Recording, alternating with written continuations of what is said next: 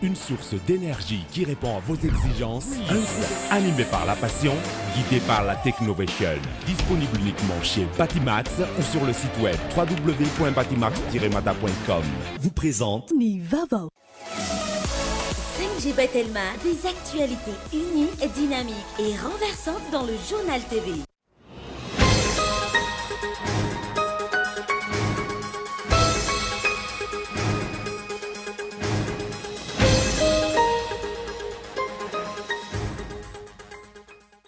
Adana nataon'ireo mahery fofahiny fitakina ny fahafahana ho an'ny malagasy tao ambany vahoan'ny frantsay. Mbola mitohika ny tolona ho an'ny fahaleovantena tena izy amin'izao fotoana izao ka tonga ny malagasy ho masy mandidy amin'ny taniny. Ny adininao arahanao anaty matonjatsorogaitao andriatsila. Nanamafy ny fiara-miasa amin'ny firenena malagasy ireo délégation Allemagne nanatrika ny fankalazana ny fa-impolo taona ny fifanarahanam-piara-miasa teo a Madagasikara sy Allemagne izay natao teny amin'ny lampantanana Analakely. Maro ny tetikasa teo anivon'ny ministera fambolena sy fiompiana na somatsimbola tamin'ny Allemagne raha ny fanazavana. Mitaraina ary mikasa hitokony amin'ny alatsinainy ho avy izao ireo taxi-be amin'ny zotra D izay mampitoy ny vato Ambohidratrimo sy Anosiala. Disy tafahoatra ny fakana avola izay ataon'ny mpitandro ny filaminana hoy izy ireo ka tsy zaka intsony. Lehilahy iray 17 taona namony noho ny fianjarana tamin'ny moto teny amin'ny lalam-baovao miainga amin'ny sampanana Ambohidramanjaka iazo any Ambohidratrimo. Maty sy sadrano izy raha ny fandona tamin'ny balizy. Maresaka iraisam-pirenena anatin'ny fanomanana ny afakana ireo olon-tsotra tafajanona ao Mariupol atsimo atsinanan'ny Ukraine ny opération humanitaire amin'izao fotoana izao. Mihoatra ny ray etsy ireo tafajanona atreto. Ny azy teny revatra.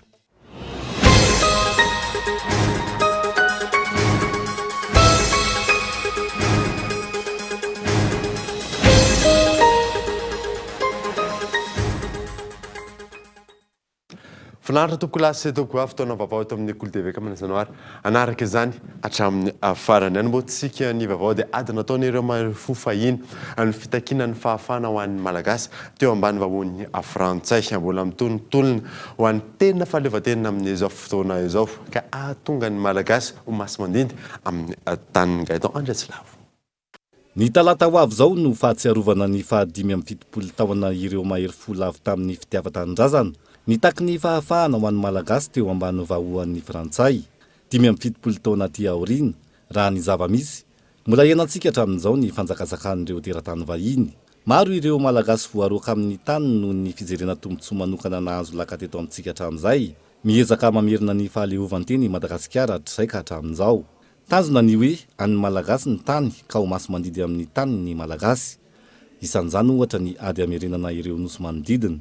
Ady izay mitaky hatrany fitiavan-tanindrazana indrindra amin'izao vaninandro ianantsika izao.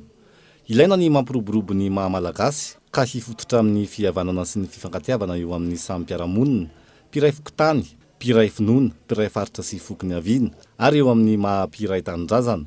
Ady tsy maintsy ataontsika ihany koa ankoatran'ny fahaleovantena ny fialana amin'izao fahantrana teraky ny tsy fananana asa izao, ny tsy fampin'ny fanabeazana, ny fisian'ny valana retina, ny tsy fandripahalemana ary indrindra ny fiakaran'ny vidim-piainana. Tsy misy tsy mitaraina manoloana ny fiakaran'ny vidim-piainana ankehitriny, ny vary, menaka, siramamy sy ireo kojakoja ilaina amin'ny fiainana andavanandro. Mitombo isy ireo tanora tsy hanasa sy very asa noho ny antony maro samihafa. Mitombo isy ireo mpangataka, mpisoloky, mpangalatra sy ny sisa. Miezaka amin'ny fomba rehetra izay hinanana sy hamahanana ny ao an-tokantrano. Ary tsy asiana resaka intsony ny ho avy sy izay fitsinjovana ny vody andro merika no ilay hoe ny hoanina nio tadiavina rahampitso araky ny fomba fiteny amin'izao fotoana. Ady tsy maintsy hatrehina ihany koa ny fitiavatena mamotika ny fihavanana sy ny firaisan-kina eo amin'ny samy malagasy. Io fitiavatena io no mamotika ny ao anatin'ny olona tsirairay ka mitarika azy anambaka sy hanambany ny hafa. Ireo nomena fahefana tsy mahay mitsinjotsony ireo izay nanome fahefana azy. Farany, ady goavana tsy maintsy hatrehina ny fitiavam-bola. Ny fitatiavam-bola no mahatonga ny famonon'olona, fanondranana antsokosoko ireo harem-pirenena, ny kolikoly, ny tsy maty manota ary mitarika ny olona hatrany amin'ny filazana fa azy ny fahefana satria ao aminy ny vola. Lesoka tsy maintsy harenina avokoa ireo raha tiana ny tsy haverimaina ny tolona nataon'ireo mahery fofahiny ho fahazona ny fahaleovantenan'ny Madagasikara araky ny tokony ho izy. Izany hoe hiadana sy ho finaritra ny vahoaka araka ny voarakitra anatin'ny iram-pirenena malagasy.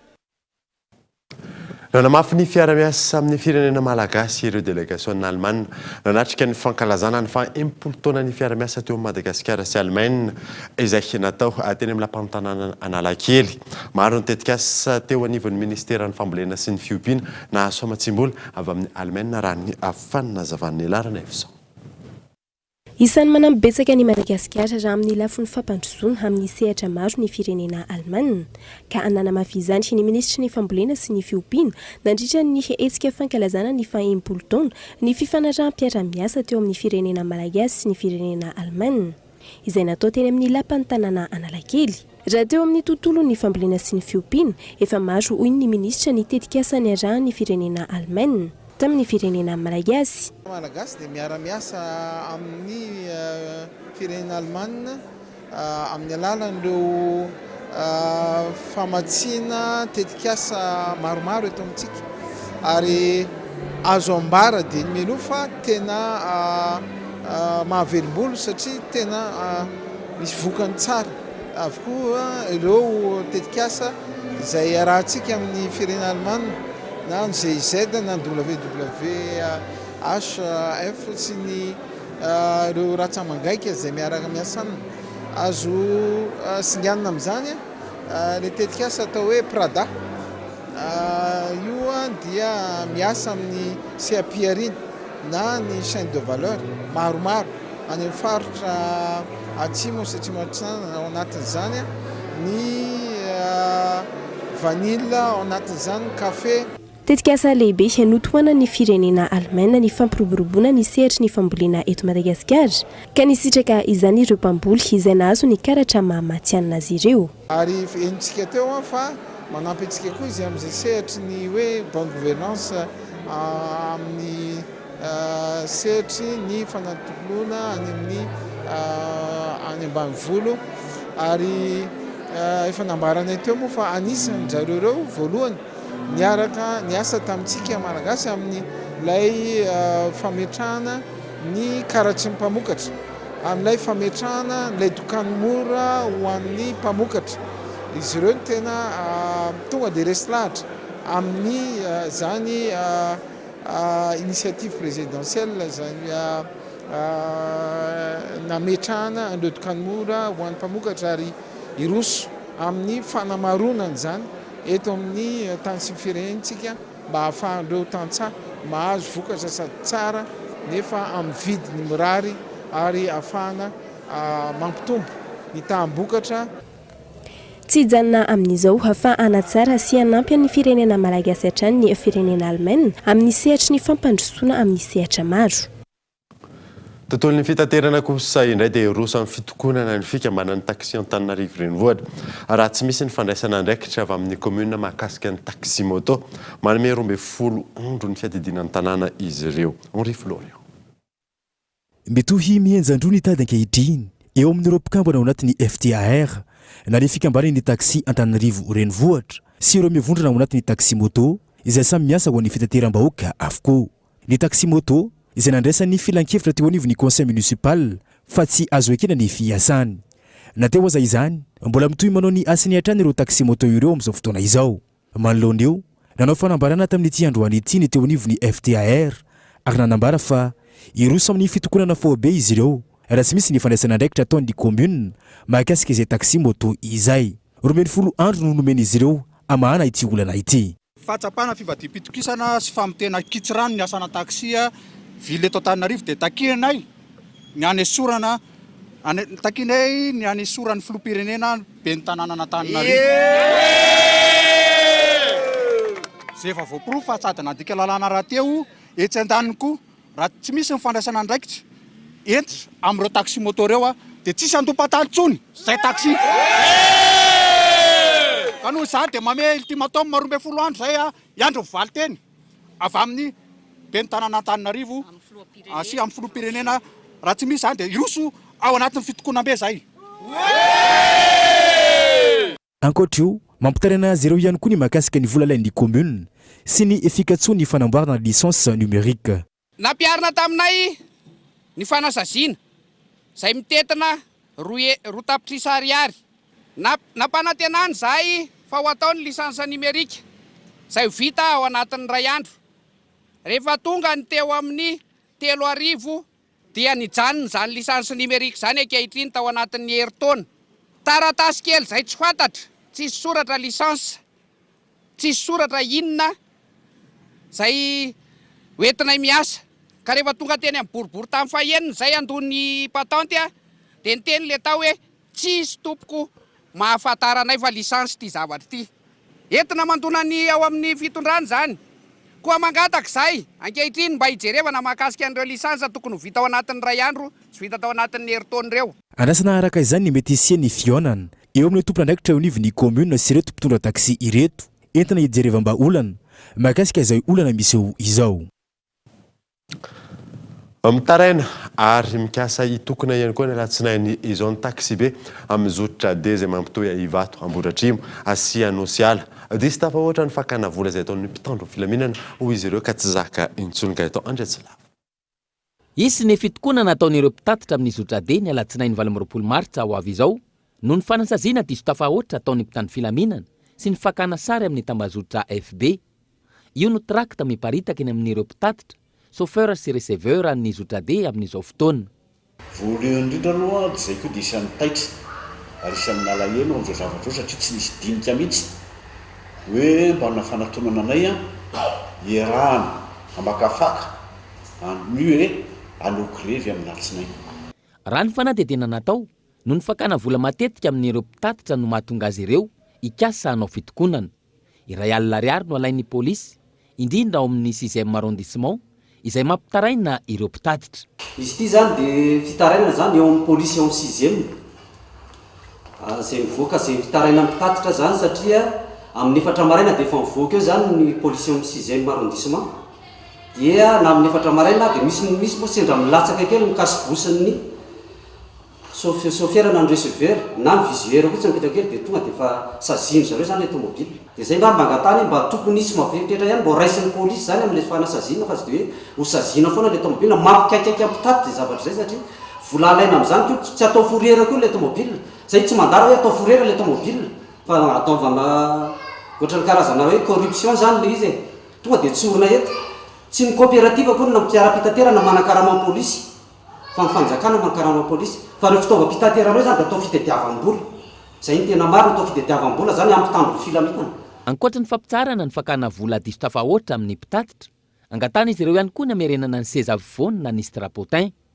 efa misokatra ny abakabaka ao izy ireo ka tokony hiverina amin'ny teo aloha ihany koa ny fiara fitateram-bahoaka ny angatahana zany satria eritrereto fotsiny zao raha hoe tomobile 28 place raha manana tomobile 100 miasa tana Ivato tsy misy dimy tsy mahazo mitondra ampovoany dimy tomobile 100 zany tonga dia tsy mitondra olona 10 zay fietraikany zao zay ohatra zay koa ny Nosiala mba mangataka amin'izay voahana amin'izay zany resaka fitaterana amin'ny resaka hoe averina dimidimy amin'izay sy asiana amin'izay ny ampovoany satria miantona matiantoka aloha mpitatitra no fiakaran'ny gojagoja na fiara rehetrarehetra ao zany kojagoja hoe zay resaka pneu zao tamin'ny 2020 zao mividy pneu ianao tamin'ny 2021 1 million dia mahazo pneu amin'izao 1 million 600 000 pneu ao amin'ny resaka patante na raha 32 place ny tomobilinao 32 place ihany aloha fa tsy le 26 hoentinao anaty tomobily raha 28 place le patante na 28 place na assurance zany na patante zay foana le izy any visite technique no ohatran'izay ihany koa diso tafahoatra ny fakana vola amin'ireo mpitatitra ka mahatonga azy ireo hitrotra raha ny fanazavana atrany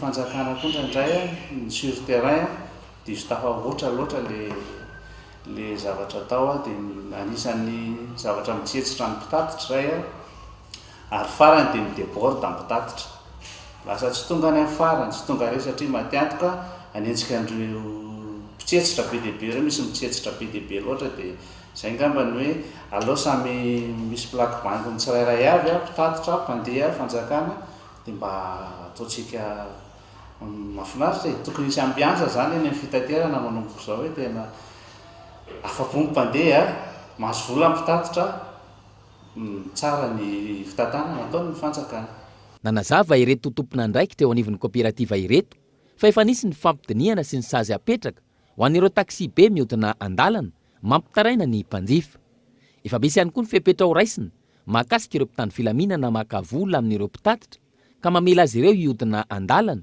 toy ny any Vatobe, Andranomena sy Talatamaty. Tsy ireo mpamily na receveur araka ny fanazavana azy no manome ny vola mpitandro filaminana amin'ny vantana fa mampiasa ireo mpanera ho mpanelanelana. Ny fahafahana manaraka ireo omby maty ka amidy eny an-tsena no isan'ny ezaka lehibe nataony teo anivon'ny Ministeran'ny Fambolena sy ny Fiompiana. Mbola maro anefa ny ezaka mila atao amin'ny fanatsarana ny fahasalaman'ny biby eto Madagasikara. Ny alarana efso. Efa nahitana fiovana ny eo amin'ny sapan-dratra misana ny fahasalaman'ny biby fiompy eto Madagasikara amin'izao. Ho fanohizana ny ezaka, nisy ny atrikasa fanohizana ny fanaraha-pentra ny service vétérinaire iarahany fiafitalehavana misahana izany eo anivon'ny Ministeran'ny Fambolena sy ny Fiompiana niaraka tamin'ny mpanorway avy amin'ny COI. Amin'izao fotoana izao tsika dia tonga amin'ilay manao les technologies avolenta ilay atao hoe web surveillance. Zay web surveillance zay dia fifampitam-baovao amin'ny alalana tablety sy Android miainga avy any amin'ireo vétérinaire iny fotony io dia alefany izy io amin'ny alalan'ny connexion tonga ty amin'ny service vétérinaire. Zany dia zavatra isan'ny ezaka natao ngeda be ary isorana ny COI nanoa natao anatin'izany fanatontosana an'izany ezaka zany. Amintsika amin'teny zao dia mizotra tsara izay fomba fifampitam-baovao zay. Teo koa ny fanofanana isan-karazany ireo vétérinaire izay miasa eny amin'ny terrain eny fanofanana amin'ny fomba fijerevana an'ireo areti-biby isan-karazany dia nofany izy izay nisy guide mazava tsara ny fomba fijerevana an'izany aretin'izany dia miainga ao anatin'izay guide zay izy no mandefa an'izay fampitam-baovao amin'izay araka teniko teo amin'ny web surveillance. Nanara-maso ny fanatanterahana ny tolo-kevitra fanatsarana natolotry ny Organisation Mondiale de la Santé Animale no isan'ny hinodiniana nandritra ny atrikasa izay natao ary nandinika ny mbola ho atsarana. Isan'ny mbola olana eto Madagasikara amin'izao ny isan'ny mpitsabo biby izay mbola tsy ampy. Raha jerevana dia ataontsika hoe eo ampovoantsika izao tsy mahazo ny tena fenitsika fa eo ampovoantsika nefa koa tsy lazaiko fa hoe tsy ampy. Zany hoe eo ampovoan'izay tokony mbola misy fanampiana bebe kokoa ny fanatevenana n'ireo mpitsabo biby handray anjara eny amin'ny tontolo ambanivohitra. Na izany na tsy izany nefa tsy ny vétérinaire ihany no mandray anjara ao anatin'ny fikajina ny fahasalaman'ny biby fa eo koa ireo mpiasa mpanampy ny vétérinaire natao hoe groupement de paraprofessionnel vétérinaire. Izy ireo dia assistant ny vétérinaire eny ambanivohitra eny ary miaraka manatontosana izay adidy apetraka amin'ny vétérinaire zay ao amin'ny fikajina ny fahasalaman'ny biby.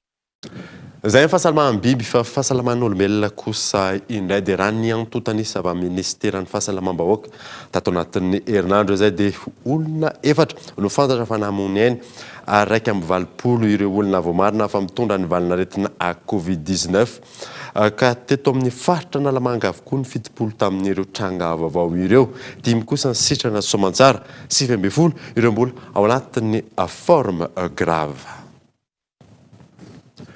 Lafa vaovao hafa kosa indray dia nitanterahana tao Toliara ny Telma Business Customers Meeting andiany hafa 4 fotoana nahafahan'ny Telma naneo ny mahakaiky azy ireo amin'ny mpanjifa sy ny matambazotra manohana ny sehatry ny fampandrosoana. Fanantina.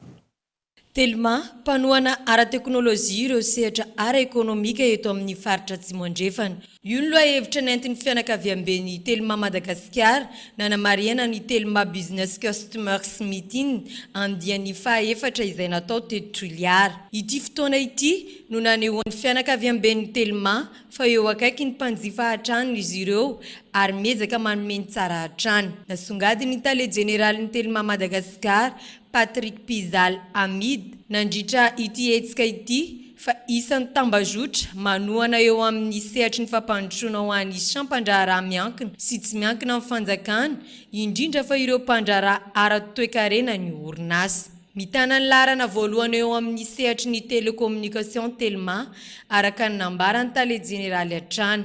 Voarakotry ny tambazotra Telma avokoa ny 7,900 ny mponina sy ny 5,900 ireo toerana mitoka-monina. Ankoatra ny fanatsarana trano ireo tolotra omeny orinasa ny mpanjifa dia nampahafantarina sy nasongadina nandritra ity fihaonana eo amin'ny mpanjifa ity ihany koa ireo tolotra vaovao maro toy ny Telma TV izay tolotra ahafahana manaraka ireo fandaharana fahita lavitra amin'ny alalan'ny application Telma TV ho an'ireo mampiasa ny smartphone ary ihany koa ny famokaran'ny Telma décodeur Telma TV ho an'ireo mpampiasa fahita lavitra. Eo ihany koa ny tolotra internet ho amin'ny alalan'ny fibre ho an'ny fianakaviana izay ivoaka tsy ho ela eo amin'ny tsena.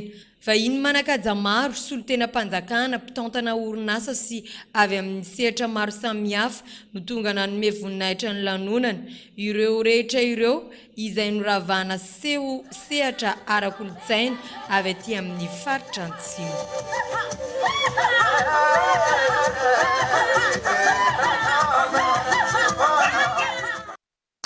raha na ao anatin'ity horonan-tsary manaraka ity indray momba ny ekipa orat na ny operational readiness airport transfer izay misahana ny fikarakarana ny famindrana ireo sapandrarany seranam-piaramanidina rehetra teo aloha hiasa eny amin'ny seranana iraisam-pirenena vaovao Antananarivo fanadina.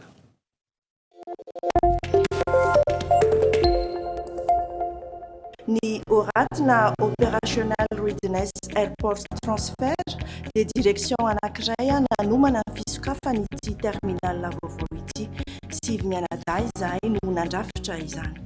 Tao anatin'ny roa taona dia maro ireo androna natao alohan'ny sokafany seranana toy ireo fitaovana izay ampiasaina sy ny fanomanana ireo olona izay kirakira izany.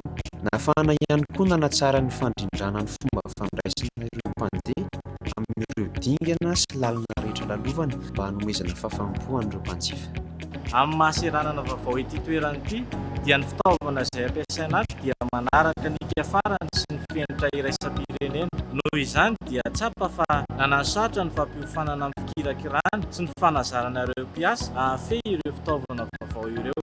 Anisany nanamarika ny ekipa tamin'izany ny accostage passerelle voalohany, tao ihany koa ny fandefasana ny milina EDS 3, fitarafana entana anisan'ny kiafarany ary farany ny fandraisana ny mpianatra ny Samanarivony Mahery tamin'ny andrana natao. Misaotra ireo mpiara-miasa rehetra, ireo sapandrara, ireo mpianatra ny lasaka sitrapo, nafana natotosa ny andrana oraty. Mankasitraka tompo noho inareo nafana nanokatra izao serana vaovao izao. Taka mazatra nanaraka dokavatrisika melony dirantsika ny tapany faharoa vaovao rehefa avy ary.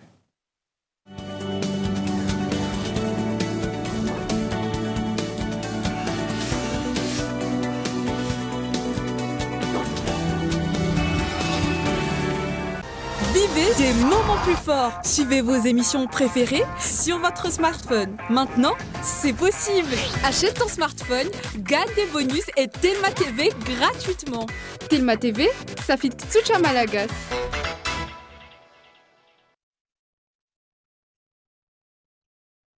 Une source d'énergie qui répond à vos exigences, un groupe électrogène fiable et performant, silencieux et économique, optez pour Greaves Power, les groupes électrogènes numéro 1 en Inde depuis 1859, dotés de moteurs et alternateurs robustes, proposent une puissance de 5 à 2500 kVA. Un vrai rapport qualité-prix pour 1 million de groupes vendus en Inde. Disponible uniquement chez Batimax ou sur le site web www.batimax-mata.com. Greaves, animé par la passion, guidé par la technovation.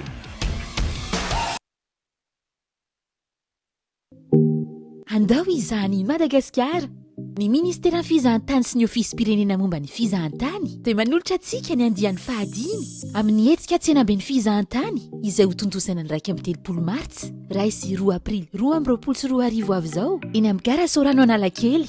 Tongava indray ny tafampivantana amin'ireo matianina amin'ny fikarakarana fivahinanana sy ireo ofisy paritra ny fizahantany. Apiavaka ity andiany ity ny fisianalika asa lehibe mandritra ny 3 andro entina hanomezan-danja ny asan'ny mpiseradia ary andraisan'ireo solotena mpiseradia manerana ny nosy anjara. Asongadina mandritra ity andiany ity ihany koa ny sakafo malagasy, ny kolotsaina malagasy. Andao izany Madagasikara, tsy misy vidim-pidirana.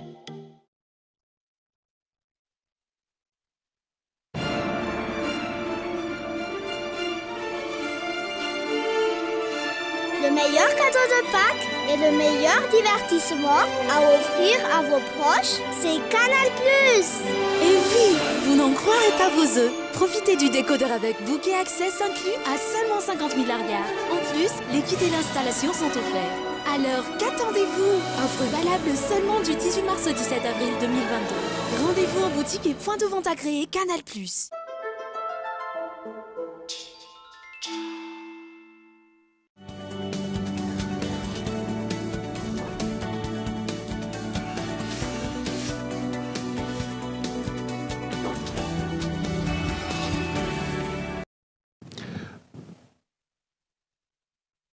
Reto amin'ny fampalalam-bavao isika zanakazo 2 arivo fototra no novolen'ny Ismaël Civique ny réseau Aga Khan Development izay miara-miasa amin'ny fondation Aga Khan sy ny première agence de microfinance ateny Mahavavy commune Ambohidrabiby tamin'ity androany ity. Etsika fanao isa-taona ho fiarovana ny tontolo iainana izany gaeton Andriatsilavo.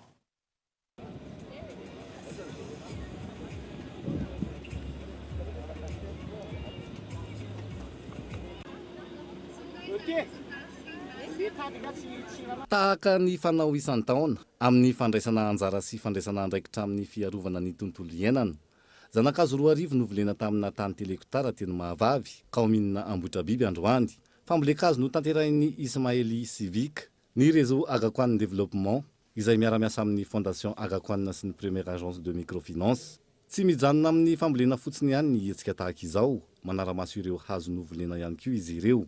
Ny fondation Aga Khan efa miasa andavataona zany amin'ity faritra aty amin'ny fokotany aty satria misy programme be da be zany amin'ny fivoarany fiainan'ny tantsaha zay efa ataony zareo. Izy io moa zany tsy hoe avolena fotsiny le izy dia hoe adino fa zay ihany ny fondation Aga Khan ihany manara-maso miaraka amponiny aty mba hitsinjovana an'le hazo volena zany. Izy io zany karazana programme intégré zay fanaonay satria tamin'ny taona lasa zany fokotana hafa zay anaovan'ny fondation Aga Khan programme de développement no nanaovanay famboleka azo koa. Misy suivi zany izy io, misy arahana le izy fa tsy hoe volena dia adino. Nandray anjara mahavitrika tamin'ny fambolekazo no tanterahana androany ihany koa ny première agence de microfinance izay niorina teto Madagasikara nanomboka ny taona 4 mpikambana ao amin'ny réseau Aga Khan de développement. Tafiditra anatin'ny tanjona napetraka dia ny ady amin'ny fahantrana ny hetsika tahaka izao. Sampana rantsana momba ny fanomezana sy fanampiana ireo olona izay mila famatsim-bola sy manana vina amin'ny zavatra ataony ary manana tahiro apetraka ihany koa ny asa ataony première agence de microfinance tompoko. Dia ny tena todika andehanan'ny microfinance zany ny première agence de microfinance dia ny fampivoarana fanampiana an'ireo olona ireo anana an'izany fahafahana izany anatsarana ny fari-piainany. Ankoatra izay, teo ihany koa ny OSDRM na ny organisation de soutien pour le développement rural à Madagascar izay efa nahazon'ny olona maro tombotsoa hatreto. Isan'izany ireo mpikambana anatin'ny GEC na ny groupe d'épargne communautaire. Zavatra tombony azo tao anatiny zany dia eo aloha ny fahaiza-manao. Faharoa eo ihany koa ny fifanankalozana teo amin'ireo tantsaha samy tantsaha na teto amin'ny commune misy anay zany na tamin'ny commune ivelany. Zay le atao hoe visite d'échange. Eo ihany koa ireo fifampitondrana izay nitondra rafim-pihavanana vaovao satria misy le atao hoe travail de groupe izay nahafahan'ny zareo indray ho tanjona merenana ny tontolo taloha izay miaina ny atao hoe valitanana sy miaina ny atao hoe fifanankalozana. Zava-dehibe ny fiarovana ny tontolo iainana tahaka izao, indrindra amin'izao fotoana ahitana bebe kokoa ny vokatra sy ny fiovan'ny toetrandro izao. Lafa mavao hafa kosa indray dia tsy maintsy mijery ny fiainam-bahoaka sy ny olana eny fotony ireo solon-tenam-panjakana isaky ny faritra sy ny distrikt. Hoy ny ministry ny atitany nandritra ny fitsidiam-paritra izay nataony tany Sava Gaeton Andriatsilavo. Noho ny faratsiany lalana sy ny fahalaviran'ny toerana, maro ireo commune tsy mahita mpitondra fanjakana anatin'ny taona maro. Fomba vaovao tsy maintsy apetraka manoloana izany, hoy ny ministry ny atitany, ny fidinana ifotony amin'ireny toerana ireny ahafahana mijery sy miaino ny entaentam-bahoaka. Maro misy ny commune tsy mahita mpitondra fanjakana agnatin'ny 10 taona 20 taona. Zavatra efa hitako zany. Nisy fotoana zany andeha ny tournée Tagnantalama misy atao hoe commune Antsambala zay. lavitra moa le toerana io dirikaby izay jiaby niaraka tagny fa tegna ny teny le olo efa 40 taona izy zay aty tsy nahita mpitondra mampalahelo raha karaha zegny tsy ekegna tsony ny zavatra ohatran'izay ny an-tanina araka izany ireo tompona andraikitra isan'ny tokony hidina ifotony hijery akaiky ny fiainam-bahoaka indrindra ny préfet sy ireo lehibe ny district ary entanigna anareo préfet ny lehibe ny district mba hagnatanteraka zay satria ny fanamby zay napetraka antsika déjà agnatin'ny 1 mois tokony 15 jours anareo mandeha mitourné mijery ny fiainam-bahoaka agny fotony de mizaha ihany koa ny vahaolagna raha tsy vitantsika le vahaolagna dia manao tatitry amin'ny ambaratonga mpanjakana maro samihafa iteny fitodiana voalohany nataony ministry ny atitany taoriany nanendrena azy ho isan'ny mpikambana eo anivon'ny governemanta atreto aloha tsy hita taratra ny fisian'ny fitsinjaram-pahefana eto Madagasikara takina manoloan'izany ny fanavaozana sy ny fakan-kevitra iny fotony amin'ny fametrana ny rafitra vaovao ho an'ny fitsinjaram-pahefana ahafahana mampandroso. Tontolon'ny fampianarana dia hatramin'ny ity androany ity candidat tokana ihany no efa nanasitra ny antota taratasy filatsahako vidiana amin'ny fifidianana izay filohan'ny université ao Fianarantsoa. Henri Florian. Tanterahana ny zoma fa 9 volana aprily ho avy izao ny fifidianana izay ho filohan'ny université ao Andrenjato Fianarantsoa ary mandritra izany ihany koa no hanatanterahana ny fifidianana maromaro toy ny tompon'andraikitra eo anivon'ny sekoly sy ny institut ary ny doyen ireo faculté ao an-toerana sy ny maro tsy voatanisa. Fantatra ankehitriny fa mbola candidat tokana ihany no efa nametraka ny antota taratasy filatsahako fidiana ho an'ny filohan'ny université ao Fianarantsoa ao izay tsy iza fa i docteur HDR Azalalaina Aimé Richard izay notrony ireo mpampianatra sy mpandraharaha nandritra ny fametrahana ny antota taratasy filatsahako fidiana. Hitondra fanavoazana goavana eo anivon'ny université no antony nirotsahany fidiana izao raha ny fanazavany. Teto any nianatra ary teto aho no mpandraharaha ary teto aho no lasa mpampianatra. Manana didy aho raha ny traikefa azo teto amin'ny université mijoro amin'ity université ity izay nahitoza aho aho nahitoza aho atsika rehetra. Ka izany no antony no nandrotsahana andreo taratasy izay ilatsahana ho filohan'ny université. Nandalovako daholo ny grade izay misy ao amin'ny fampianarana efa assistant ary efa maître de camp ary voateo vao nampita ny HDR. Anomboka ny faha 1 ny volana martsa ho avy izao ary tsy farany raha tsy ny faha 4 ny volana aprily ny fampelezan-kevitra ho an'izay fifidianana izay ho filohan'ny université ao Andrenjato Fianarantsoa izay.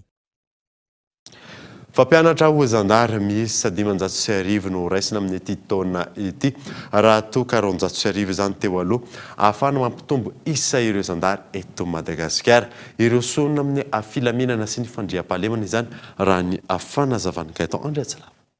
Antoka ahafahany tsirairay miatrika ampitoniana ny asa ataony andavanandro irosoana amin'ny fampandrosoana ny fisian'ny filaminana sy ny fandriam-pahalemana araka izany ampitomboina ny isan'ny zandary eto Madagasikara.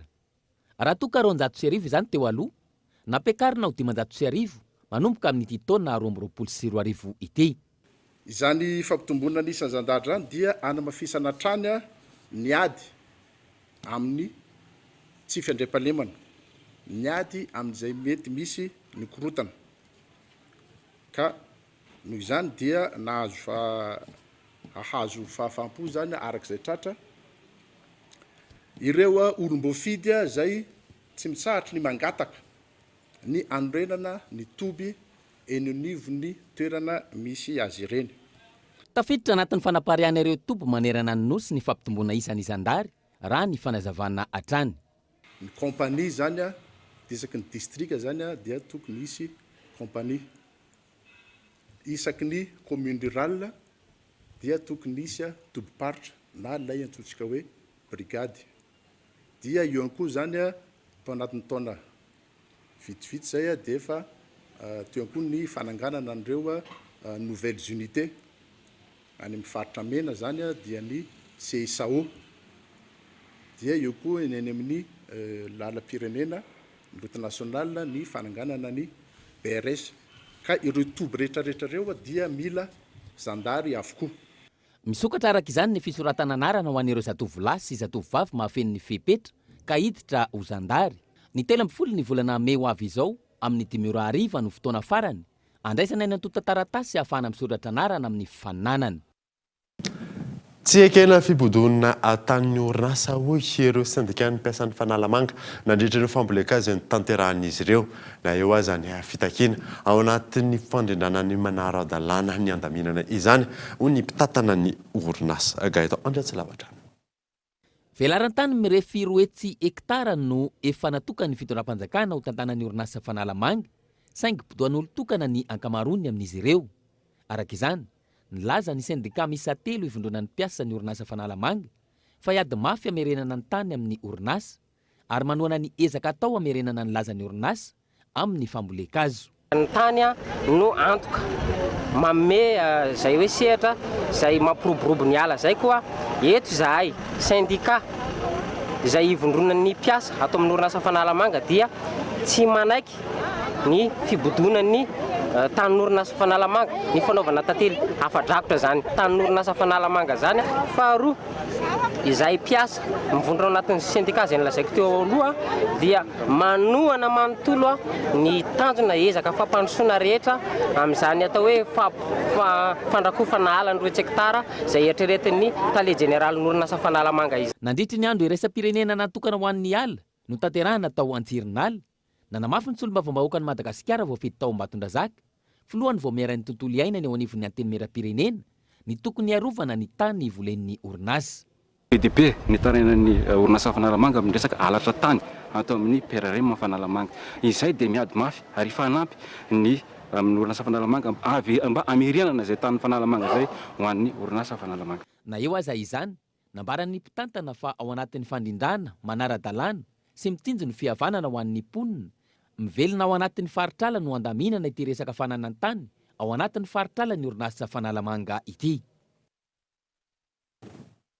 Ezaka iarahany rehetra ny famolavolana ny ankizy mianatra eny amin'ny ambaratonga voalohany isan'ny fikambanana manampy an'ireo ankizy eny amin'ny EPP ny association ankizy ivondrona n'ireo tanora platsaka Antsitrapo mankalaza ny 5 taonany amin'ny taona ity ny fikambanana ny alarana efson.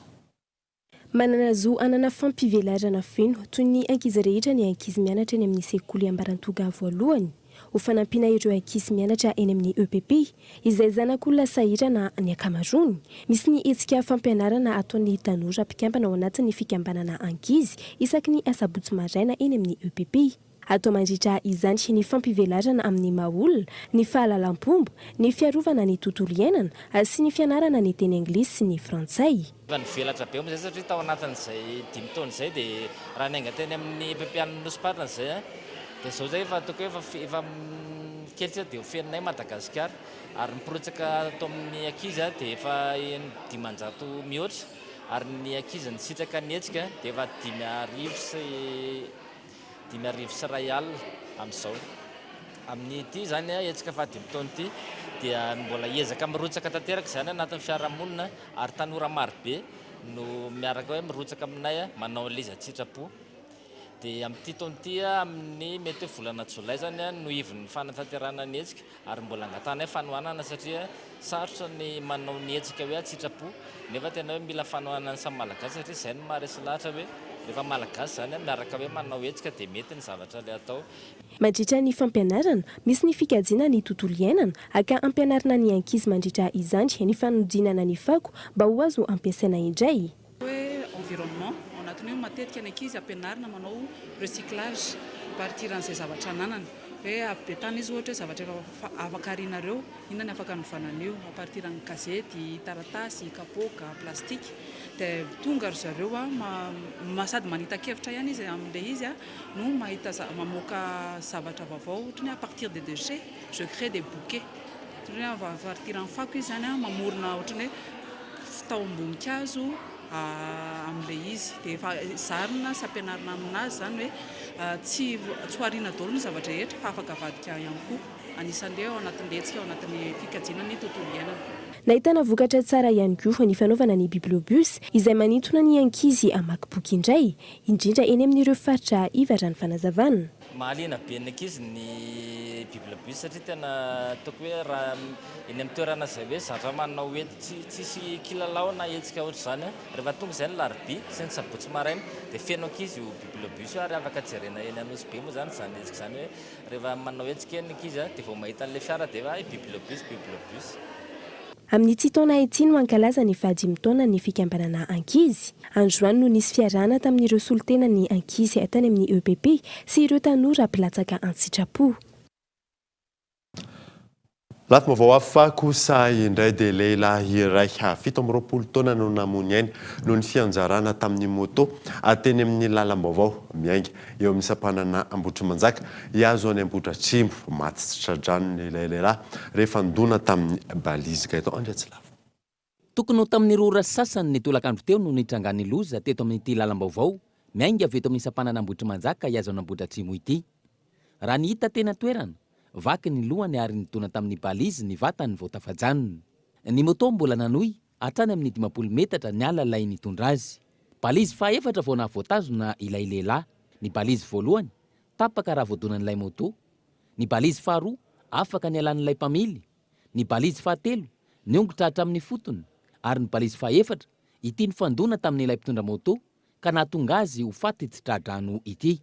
Raha izay sarisary izay nandeha mafy ilay moto ka izao ny afara tamin'ny famoizana ain'olona izao. Manafatra ireo mpitondra moto ireo nanatry maso. Namana, raha mbola azo atao aloha zany dia mitaingana moto tsika karosery vatana, bisikileta ray, moto ray, tokony ezaka hitandrana foana amin'ny lalana fa tsika miezaka lasa misetrasetra be dia le zavatra ohatran'izao zany tena ialany. Eny ny fahitana an'le vakisidavy zao dia tena hita misy manezaka amin'le fahatsaran'le lalana zany le mpitondra motera na zavatra fiara dia fa tena manapaka anka tsy voadirection zay tokony hitsinitsiny le afainganam-pandeha dia milasa accident be na mpandeha tsikaranke lasa firenena. Angatana izy ireo ihany koa ny andraisana fepetra amin'ireo mpanao course moto amin'ity lalana ity indrindra rehefa sabotsy sy alahady. Zay angamba miantso avy aminareo mpitondra fanjakana amin'ilay fanaovana course moto point eto amin'ny ara-malagasy medina ty amin'ny tetezana mahitsy fa tena mampitaraina vahoaka izy sady mampatahotra ihany koa lana amin'ilay accident be virage be le izy ekena fa ny lalana tsara fa tokony masina any amin'ny tokony lalana tokony sy ny toerana tokony anaovana an'izany nisy litsy fa tsy tia lalanona iraisan'ny vahoaka ety. Tao anatin'ny andro vitsy izay misy hatrany ireo maratra na mamoy ny ainy vokatry ny lozam-pifamoivoizana indrindra ny mpitondra moto eto Antananarivo renivohitra sy ny manodidina. Noho ny faratsiany lalana ho an'ny sasany, noho ny fahatsarany lalana ho an'ny hafa, noho ny fisotroana, noho ny setrasetra atsotra izao sy ny maro hafa. Tontolon'ny fanatanjahantena kosa indray dia nisokafana tamin'ny fomba ofisialy androany ny taom-pilalaovana ho an'ny taranja e-sport tamin'ity taona 2024 ity teto amin'ny foiben'ny Cool TV FM no nisantarana izany. Henri Florian. Teto amin'ny foiben'ny Cool TV FM no nanokafana tamin'ny fomba ofisialy ny taom-pilalaovana 2024 ho an'ny lalao jeu vidéo izay nokarakarain'ny Cool TV miaraka tamin'ny tsenanao ary nitohana ny Orange. Cyber Game Contest ihany ny licence fa Fighting Game Session ny événement androany. Dikan'izany zany natokana ho an'ny jeu de combat manokana ny androany ray manontolo. Ao misy ny Tekken 7, misy ny Dragon Ball Fighters, misy ny Guilty Gear Strive, misy ny Super Smash Bros ary misy ny Street Fighter 5. Ny fifananana jeu de combat ohatr'izao moa zany dia efa vondrona ao anaty communauté ngezabe anankiray MFG ny anarany na hoe Madagascar Fighting Games. Dia ny ankizy izay mibata ny amboarandroany dia mahazo médaille izay ahafantarana anazy hoe nandray anjara tamina tournoi anankiray izy dia izy novoaka mpandresy tam'le tournoi donc spécifique am'le événement iny. Fa mandritry ny taona izy mahazo médaille foana raha ohatra ka mandresy dia mahazo point izy dia zay be point indrindra ao anatin'ilay fifaninanana dia tonga dia tafakatra ho azy amin'ny dingana famaranana izay ataontsika any amin'ny faraparany fon'ny taona any dia izy tonga dia tafakatra fotsiny fa misy mifaninana mbola mifaninana manao ady mafy aloha izay adversaire aty ambany dia mifanandronanina amin'ny ady farany. Ny avaka tanteraka ity esika tamin'ity ndray mitoraka ity raha ny nambaran'ny mpikarakara. Napiavaka antietsika ny tournoi Juvenile Session izy ity niavaka be zany satria ao daholo majorité any jeu de baston rehetrarehetra Madagascar fa tiany game zany moa zany izy tena en général zay ny tena nampiavaka anazy satria tena naverina daholo nakabetsahan'le discipline rehetrarehetra de Street Fighter ao Guilty Gear Dragon Ball Fighter Z Tekken 7 de Smash Bros. Lasa betsaka ny mpandray anjara amin'izao ny Tekken aloha zany amin'izao 63 ny farany ambany tokony nisy be da be ara satria 80 85 nenay isaky manao zay fa tamin'ity zany misy CCS be le tokony anay de 65 63 ny Tekken de ny zareo kotra betsabetsaka koa discipline hafa satatra ihany izao hetsika izao fa mbola maro etsika hokarakarainy Cool TV FM sy ireo mpiara-miasa aminy eto Antananarivo renivohitra sy any amin'ny faritra maro samihafa. Zay vadiantsika miresaka iraisam-pirenena dia anatin'ny fanomanana ny fakana ireo olon-tsotra tafajanonao Mariupol ao atsimo atsinanan'ny Ukraine ny opération humanitaire amin'izao fotoana izao mihoatra ny ray hetsy ireo olona tafajanona any an-toerana hatreto fanantena. Des ruines partout. Voici à quoi ressemble Mariupol. Fahampotehana no hita etsero tahaka izao no endriky Mariupol potika nisy 100 ny tanàna mihoatra ny ray hetsy ny olona mbola tafajanonao mitaraina sy manao antsoavo amin'ireo mpanavotra ireo olon-tsotra izay niainana hidaroka bomba tao anatin'ny iray volana tsy nisy nohanina izahay tsy nanana sakafo iarovana ireo olon-tsotra ireo mikasa ny hamoaka azy ireo i Emmanuel Macron atomboka ny opération humanitaire miaraka amin'ny Turquie sy Grèce amindrany ireo rehetra mikasa sy maniry ala ao Mariupol. Ankehitriny tahaka izao ny lalana tokana hialanao Mariupol miazo ny avaratry Ukraine. Omaly nilaza ny Rosiana fa hitodika ao Donbass atsinanan'ny Ukraine. Akaiky ny Kiev nilaza ireo tafika Ukrainiana fa nahazo ny tanàna ka naneo nipotiky ny sara Russe. Nilaza ity vehivavy ity fa nahita ireo tafika Rosiana anaty fasarotana. Mitondra ny akanjonay ireo tafika Rosiana. Nisy iray nanao ny satroko, manao akanjom-behivavy izy ireo, mijanona tao an-trano, ny sakafo ary nalainy ny volanay. Manodidina ny Kiev, tsy miroso intsony ny tafika Rosiana, efa andro maromaro izay. Ne plus progresser depuis plusieurs jours. Dia iny maresaka iraisam-pirenena iny manakatona vaovao tamin'ity androany angatrana naraka izany soafa tsara daholo tompoko.